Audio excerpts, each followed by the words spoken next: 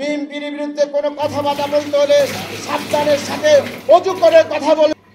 এক আওলাদে শয়তানের বাচ্চায় কইলো একটা রাজনৈতিক দলকে তেল মারতে গিয়ে বলতেছে যদি কেউ তার দলকে নিয়ে কথা বলতো তাইলে নাকি অজু করতে হইব। তা আমি আসলাম অজু করার জন্য। এখন অজু করতে এসে আমার মনের ভিতরে কিছু প্রশ্ন জাগলো, তাই ওই আওলাদের শয়তানের বাচ্চাকে আমি ওই প্রশ্নগুলো করতেছি।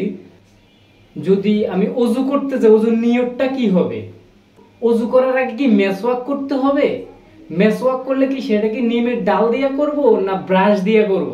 অজু কি ট্যাপের পানি দিয়ে করব না পুকুরের পানি দিয়ে করব? অজু কি বসে করব না দাঁড়িয়ে করব? তারপর অজু কি মসজিদে গিয়ে করব না বাসায় অজু করব? অজুর জন্য কি অজুর ভিতরে কি হাত পা যে ধোয়ার নিয়মগুলা কি আমরা নামাজ পড়ার জন্য বা পবিত্রতা হওয়ার জন্য মুসলমানরা যে নিয়মে অজু করে ওই নিয়মে কি অজু করতে হইব? তারপরে নারী পুরুষ উভয়ের কি একই নিয়মের অজু?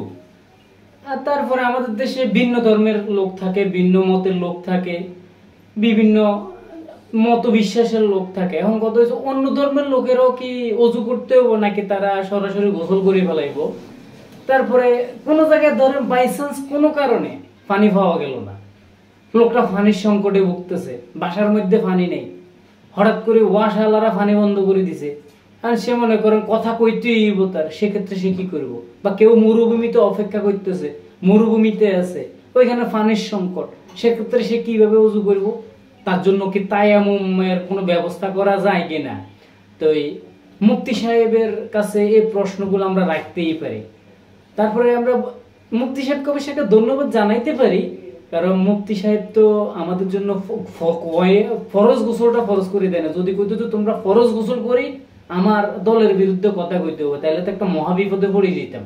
সারাদিন শুধু গোসলের উপর থাকতে হতো, গোসল আর গোসল, আহারে গোসল, কতবার যে গোসল করতে হইতো, তাও সেটা ফরজ গোসল। তো মুফতি সাহেব যদি আপনি এই ভিডিওটা দেখিয়া থাকেন তাহলে অবশ্যই অবশ্যই জানাইবেন আপনার পরের খাট কাফানো থুক মাঠ কাফানো মঞ্চের মধ্যে যখন কথা কইবেন না, তখন অজুর পুরো তরিকাটা কেমনে কেমনে উজু করতে হইব, কোন নিয়মে উজু করতে হইব, কতবার করতে হইব, উজুতে কতবার হাত পা ধুইতে হইব, কতবার কুলি করতে হইব, কতবার মাথা মাসে করতে হইব, কোন দোয়া পড়তে হইব, অজুর ভিতরে বেশি ফজিলত পাওয়া যাইব, কোন দোয়া পড়লে, সব কিছু বিস্তারিত প্রকাশ কইরা একটা খাট কাফানো থুক মাঠ কাফানো বক্তব্য বিষয় ফ্রেশ করে যাইবেন। তবে আমনে চেহারা দেখি যা মনে হয়, আপনি তো মানুষের অজু করার জন্য কইয়া দিচ্ছেন আপনার দলের বিপক্ষে কথা কইলে, তবে আপনার চেহারার যে সুরুত, আপনার যে অবস্থা, আমার মনে হয় আপনি নামাজ পড়ার জন্য কোনোদিন অজু করেন নাই।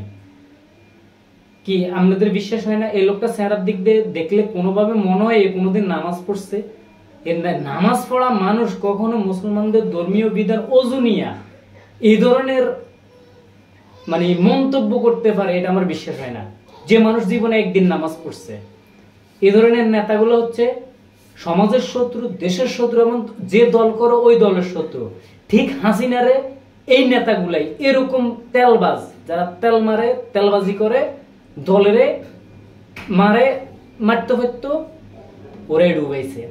আর আমাদের দেশের শহীদ প্রেসিডেন্ট জিয়াউর রহমানের আদর্শের দলটা, যে জিয়াউর রহমান এদেশের প্রত্যেকটা মানুষের নেতা, এদেশের নেতা, এদেশের জাতীয়তাবাদের নেতা, সেই জিয়াউর রহমানের আদর্শের দলটাকে ধ্বংস করার জন্য এদের মতো কিছু কুলাঙ্গার দাড়ি টুপিওয়ালা হচ্ছে সবচেয়ে বড় দায়ী।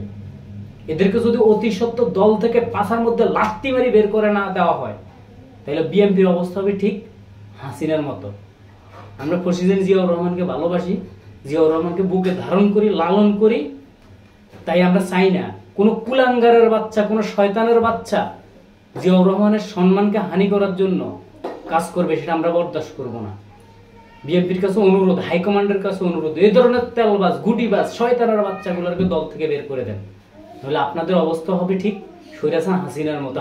যদি বাঁচতে চান এখনই আপনারা আপনাদের দলটাকে সুন্দরভাবে গোছান।